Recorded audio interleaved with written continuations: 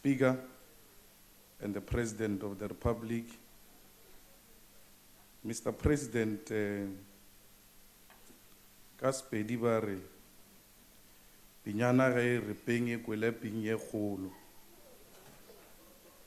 So, the state being the elder of the whole of society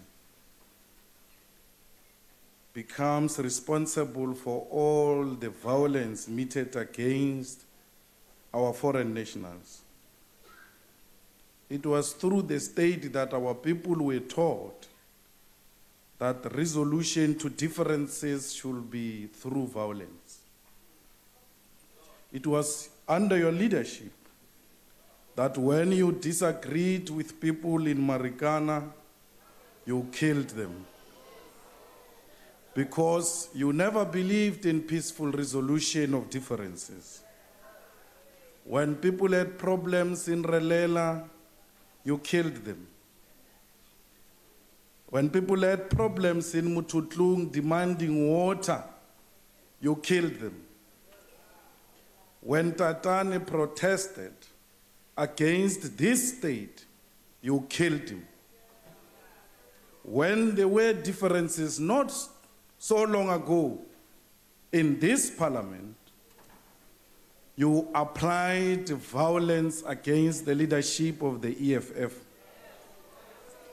When your friends marched to Lituli House, the DA, you responded by violence. When the structures of the EFF were emerging at the lower levels, you responded to that through your lower structures, through violence. Mr. President, you taught our people that everything else must be resolved through violence. And therefore, you must take full responsibility for having misled our nation that peaceful resolution does not exist, and that those who do not listen, they must be whipped into line. You have lost control of the country because you have lost control of your own family. Your own son continues to say these people must be killed. You stand up here and you do not say anything.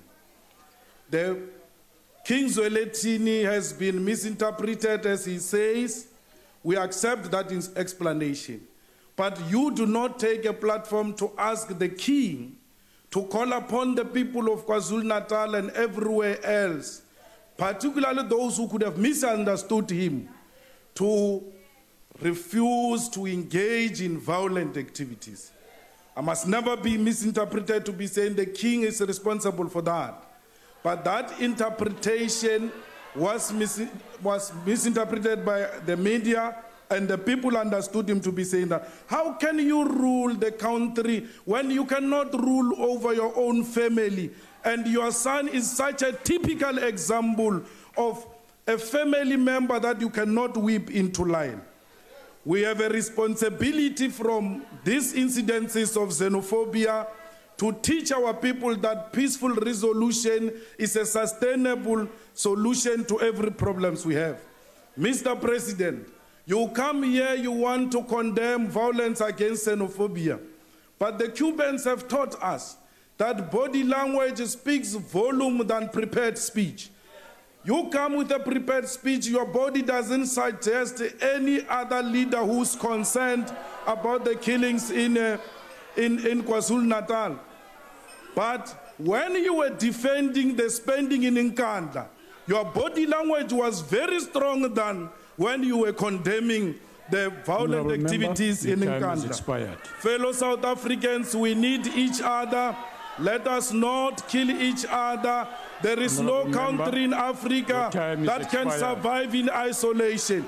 Not even the USA can survive in isolation. We need each other, South Africans. Let us not kill fellow Africans. Honorable Malema, your time has expired. Africa is one. We must refuse the artificial borders imposed on us by colonizers, which have led to the division of Africa. Africa, we are one.